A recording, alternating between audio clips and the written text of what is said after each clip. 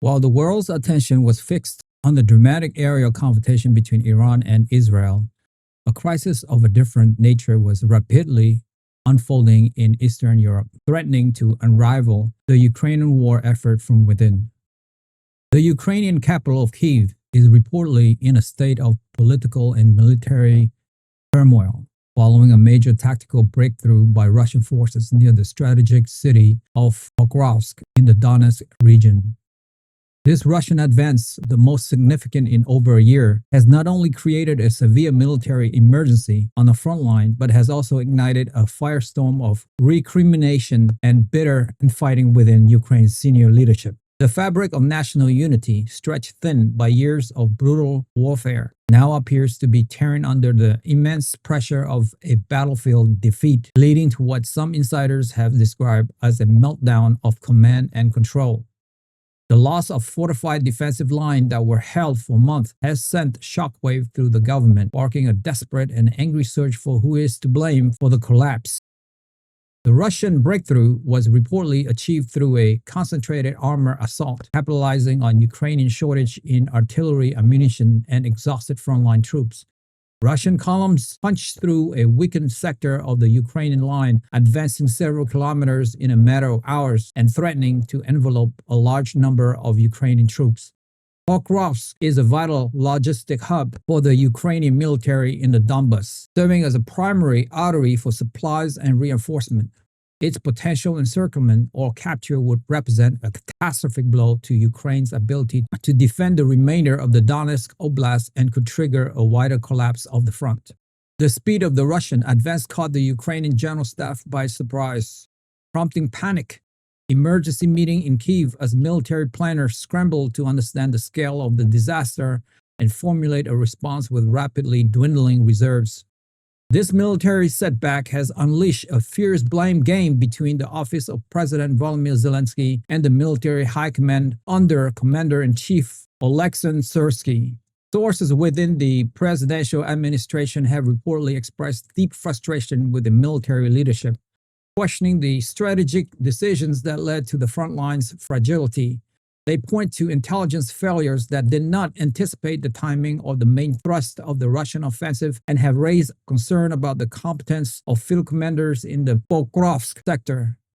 The political leadership is seen as trying to deflect responsibility from any perception of failure on their parts to secure adequate and timely military aid, instead placing the onus squarely on the shoulder of the general for tactical execution. The firing of at least one high-ranking general responsible for the area has been reported, a move seen by many in the military as making him a convenient scapegoat for systematic problems. In response, figures within the Ukrainian armed forces are pushing back, arguing that they have been watching the political leadership for months about the dire consequences of insufficient resources. In off-the-record briefing with journalists, military officers have spoken of brigades on the front line operating with as little as 10% of the required artillery shells, making it impossible to suppress Russian assault. They also cited a critical shortage of manpower, a politically sensitive issue that the government has been slow to address with a new comprehensive mobilization law. From the military's perspective, the breakthrough at Pokrovsk was not a failure of strategy, but an inevitable outcome of being forced to fight a much larger and better equipped enemy with inadequate means.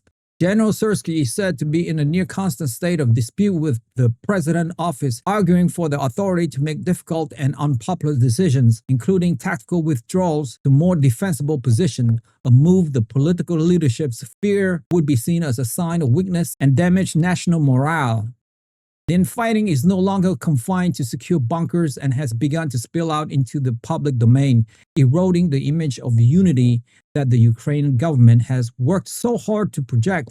Opposition politicians, long silent on matters of military strategy, are beginning to voice cautious criticism, calling for greater transparency and accountability.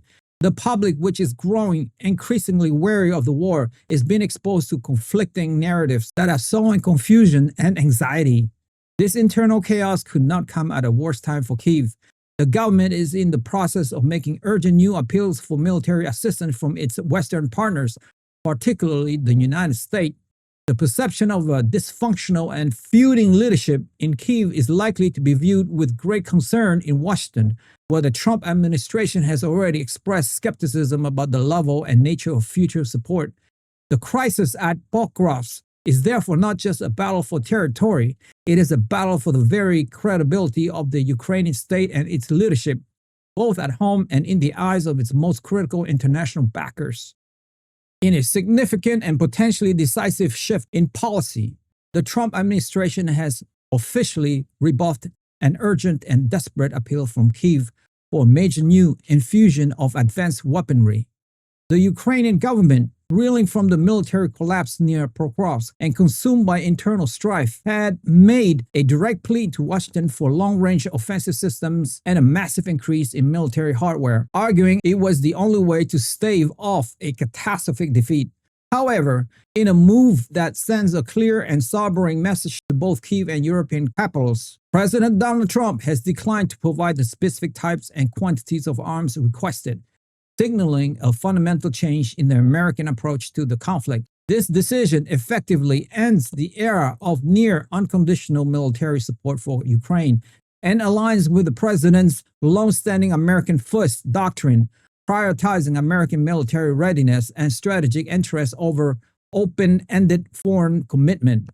The administration's rationale was articulated in a series of briefings by senior officials at the White House and the State Department.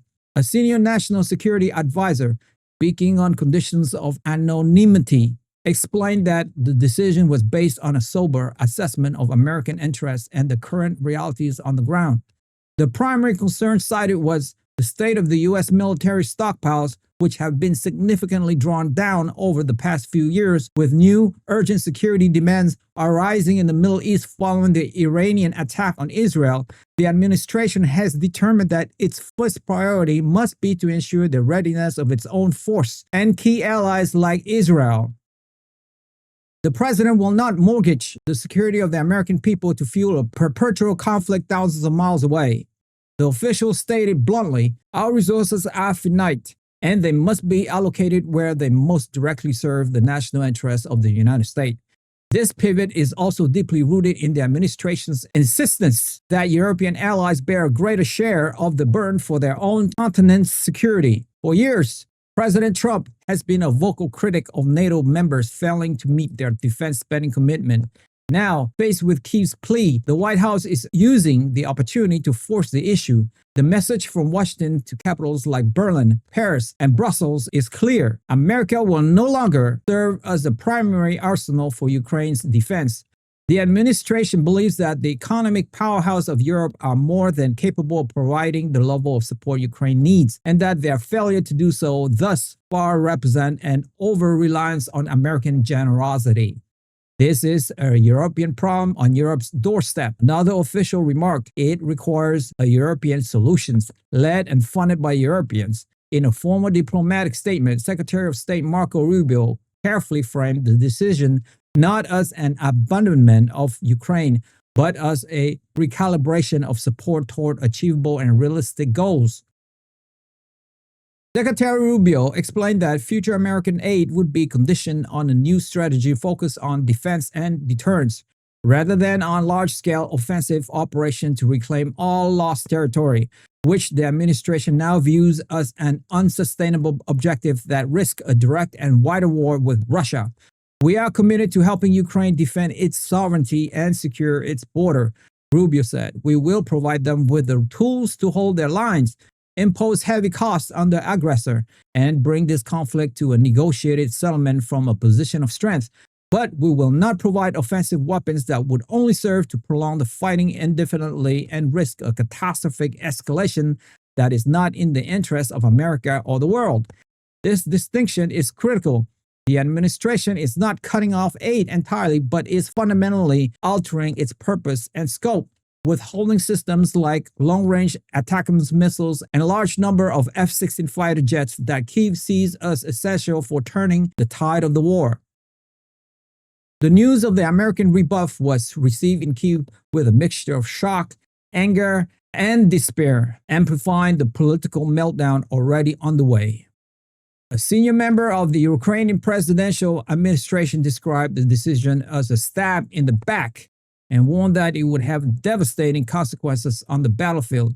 Without these weapons, we cannot stop the Russians' advance.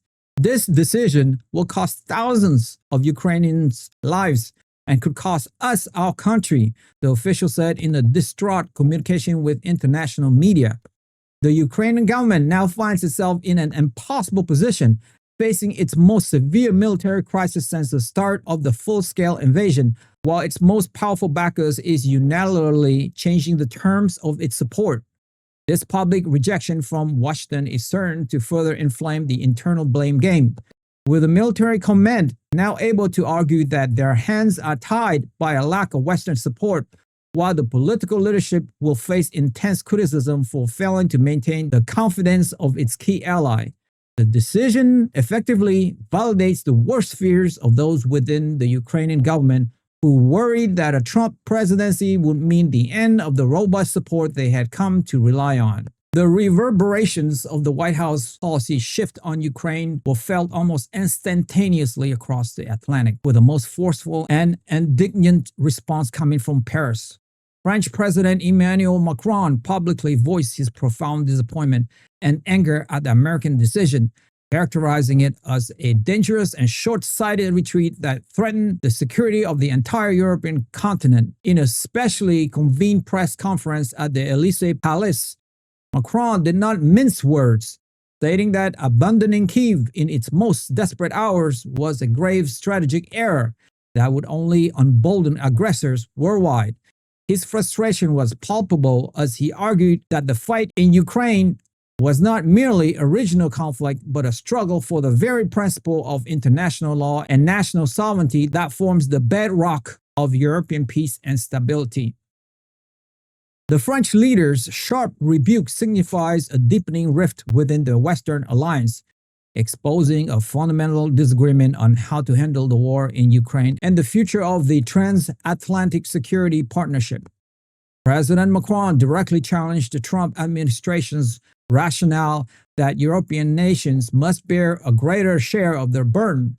He contended that Europe has already provided immense support to Ukraine, encompassing billions of euros in financial aid, military equipment, and humanitarian assistance, and has absorbed millions of Ukrainian refugees. To suggest that Europe has not done its part is to ignore the facts, Macron declared, his tone sharp.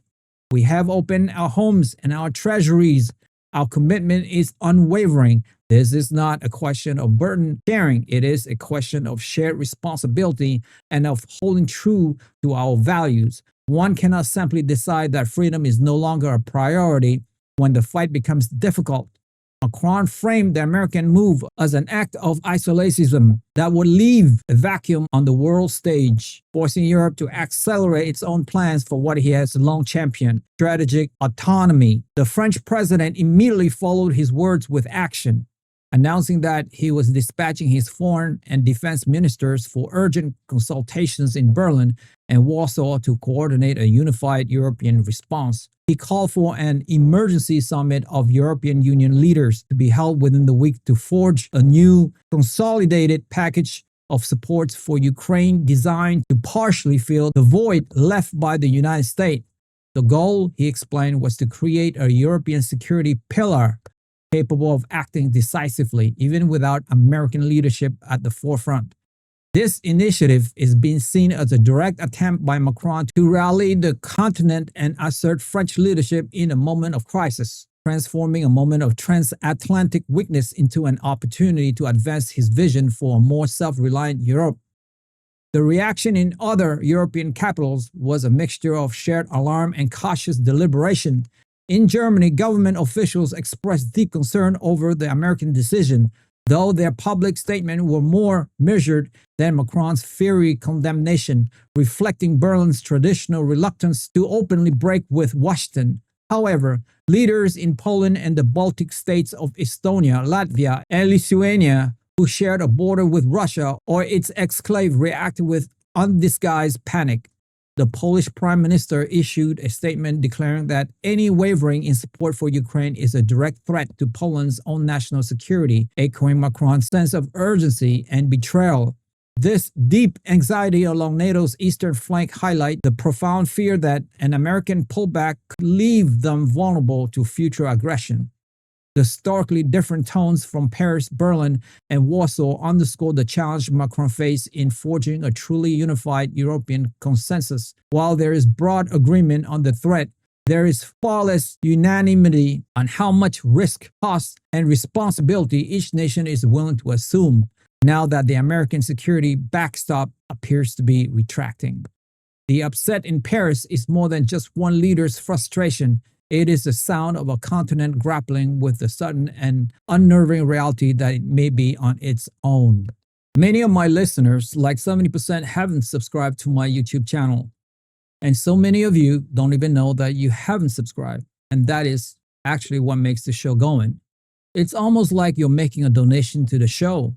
So that's why I ask again and again, because it enables us to grow and grow and grow. And we're going for the long haul here. And listen, if this is your first time listening to Sok Hein Rich, you don't have to subscribe. You guys, you're first ones on me. But if you have watched this show before, it's like you are a freeloader now. So all I would ask you is, if you have seen this show before and you like it, help me, help my team here. Hit the subscribe button and we will continue to build this show for you.